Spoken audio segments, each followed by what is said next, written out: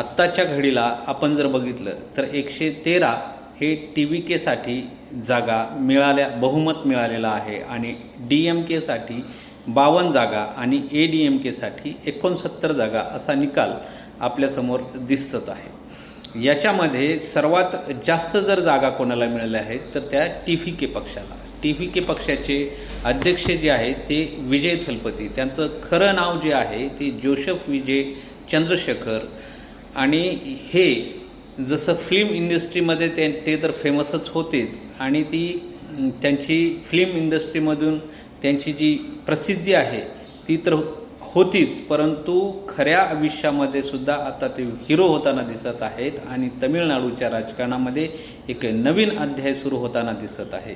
जसं दिल्लीमध्ये अरविंदजी केजरीवालनी पहिल्याच याच्यामध्ये आपलं सरकार आणलेलं होतं। जसं इतर राज्यामध्येही काही एका ठिकाणी आपलं सरकार आलेलं होतं, तसंच या तमिळनाडूमध्ये सुद्धा TVKचं सरकार येताना दिसत आहे आणि हे तमिळनाडूसाठी नाही तर पूर्ण भारतासाठी एक वेगळा मॅसेज घेऊन येतं।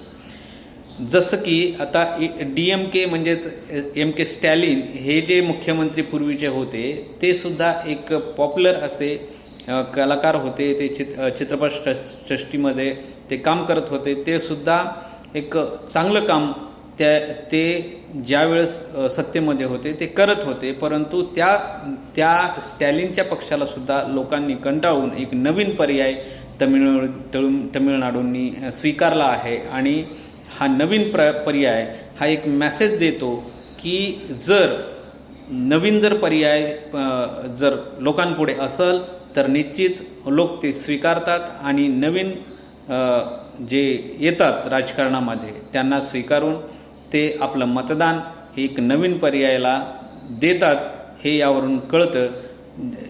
जे BJP सरकार म्हणजे नरेंद्र मोदीच्या एवढ्या मोठ्या लाटेमध्ये सुद्धा स्टॅलिन आले होते, त्यांना धक्का देऊन जे TVKनी आत्ता जी ही विजयाची आपलं जी मुकुट आपल्या शिरपेच्यामध्ये ते घेत आहेत, हे काही सोपं काम नव्हतं। कारण 2 वर्षापूर्वी या पार्टीची स्थापना झाली आणि 2 वर्षापूर्वी स्थापना झालेल्या या पार्टीची 2 वर्षामध्ये संघटना बांधणी होत नाही, परंतु एका राज्यामध्ये सरकार आणणं हे तितकं सोपं नव्हतं। परंतु याच्यामध्ये विजय थलपती यांची फिल्मी जी प्रसिद्धी असेल ती तर आहेच, त्याचबरोबर त्यांनी प्रचारामध्ये डिजिटल प्रचार केला होता। पहिल्यांदा